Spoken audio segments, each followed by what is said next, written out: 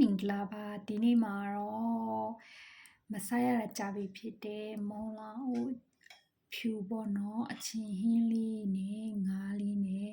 ချက်စားတာပဲဖြစ်ပါတယ်ပြီးကြရင်တော့ဖွာချင်းဟင်းငါးတီးလေးနဲ့ကြော်လိုက်ပါတယ်ပြီးလို့ရှိရင်တော့ငပိရေလေးပါ